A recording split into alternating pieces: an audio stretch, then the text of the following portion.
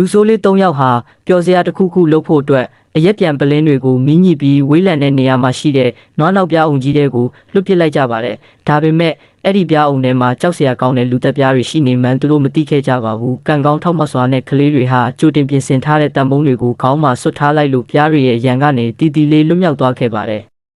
ဒါပေမဲ့စိတ်ဆိုးဒေါသထွက်နေတဲ့ပြားအုပ်ကြီးဟာကလေးတွေကိုထားခဲ့ပြီးအနီးအနားကလူနေအင်ဂျီရီစီကိုပြန်တန်းတော့ပါတော့တယ်ပြီးတော့လမ်းမှာတွေ့သမျှတက်ရှိမှန်သမျှကိုရန်ကားစွာနဲ့လိုက်လံတိုက်ခိုက်ကြတဲ့အတွက်အေဂျင့်လာတဲ့မြို့လေးဟာရုပ်ချီဆိုသလိုငိုကြွေးတန်တွေနဲ့ဆူညံသွားပြီးလူတိုင်းလည်းထွက်ပြေးတိမ်းရှောင်ခဲ့ကြရပါတယ်။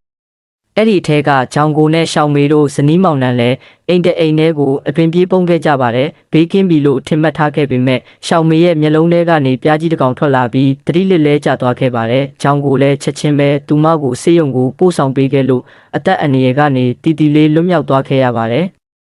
ဒီပြားအုပ်ကြီးရဲ့တိုက်ခိုက်မှုသတင်းဟာစစ်တပ်စီကိုချက်ချင်းရောက်ရှိသွားပြီးလူတပ်ပြားတွေကိုနှိမ်နင်းဖို့သိပ္ပံပညာရှင်တွေကိုဆေလွတ်ခဲ့ပါတယ်။ဒါပေမဲ့နှစ်ခွဲကြာအောင်သူတေသနာပြုလုပ်ခဲ့ပေမဲ့ဘာတိုးတက်မှုမှရှိမလာခဲ့ပါဘူး။လူတိုင်းမျှော်လင့်ချက်မဲ့နေတဲ့အချိန်မှာပဲလူငယ်ပညာရှင်တယောက်ကအချက်ပြတန်လိုင်းတွေဟာပြားအုပ်ကြီးကိုဆွဲဆောင်နိုင်တယ်ဆိုတာရှာဖွေတွေ့ရှိသွားခဲ့ပါတယ်။ဒါကြောင့်ရဲတပ်ဖွဲ့ကရဟတ်ယာဉ်တွေနဲ့ပင်လယ်ကမ်းခြေဘက်ကိုအချက်ပြတန်တွေပေးပြီးပြားအုပ်ကြီးကိုဆွဲဆောင်ခဲ့ပါတယ်။ပြားတွေကမ်းခြေကိုရောက်လာတဲ့အချိန်မှာစစ်တပ်ကပင်လယ်ပြင်ပေါ်ကိုဓာတ်ဆီတွေလောင်းချပြီးမိရှို့လိုက်တဲ့အတွက်လူတက်ပြားတွေအားလုံးပြကြပြီးပျက်စီးသွားခဲ့ပါတော့တယ်ဒီလိုနဲ့မျိုးလေးဟာလည်းထာဝရအေဂျင့်မှုစီကိုပြန်လည်ရောက်ရှိသွားခဲ့ပါတယ်